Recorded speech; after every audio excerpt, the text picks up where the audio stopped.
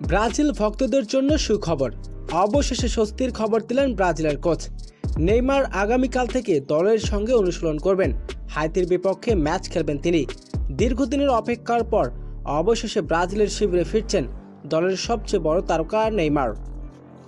ইনজুরির কারণে প্রথম ম্যাচে মরক্কোর বিপক্ষে মাঠের বাইরে ছিলেন এই তারকা, তবে তার শারীরিক সুস্থতার উন্নতি হয়েছে। ব্রাজিলের মেডিকেল টিম সবুজ সংকেত পাওয়ার পর তাকে ধীরে ধীরে ম্যাচে ফিটনেস ফেরার পরিকল্পনাও নিয়েছেন। সবকিছু ঠিকঠাক থাকলে বিশ্বকাপের গ্রুপ পর্বে হাইতির বিপক্ষে ম্যাচ দিয়ে মাঠে নামতে পারে ব্রাজিলের এই সুপারস্টার। আর সেই ম্যাচ ঘিরে ইতিমধ্যে উচ্ছ্বাস ছড়িয়ে পড়েছে সেলেসাওদের সমর্থকদের মধ্যে। তবে নেইমার জানান, শুধু মাঠে ফেরার জন্য নয়, নিজের সেরা ছন্দে ফেরার আশাও জানিয়েছেন তিনি, এবং তিনি কঠোর পরিশ্রম করছেন।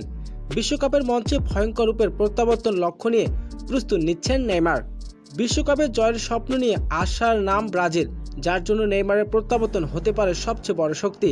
আর নেইমারের একটাই লক্ষ্য, দীর্ঘদিনের অপেক্ষা ঘুচিয়ে বিশ্বকাপের ট্রফি হাতে নিয়ে দেশে ফেরা। এখন দেখার বিষয়, হাতির বিপক্ষে ম্যাচে মাঠে নেমে ব্রাজিলের আক্রমণাত্মকভাবে কতটা প্রভাব ফেলতে পারে এই তারকা ফুটবলার। তবে একটি বিষয় নিশ্চিত, নেইমার ফেরার খবরে নতুন করে স্বপ্ন দেখছে এবং শুরু করছে পুরো ব্রাজিল শিবির।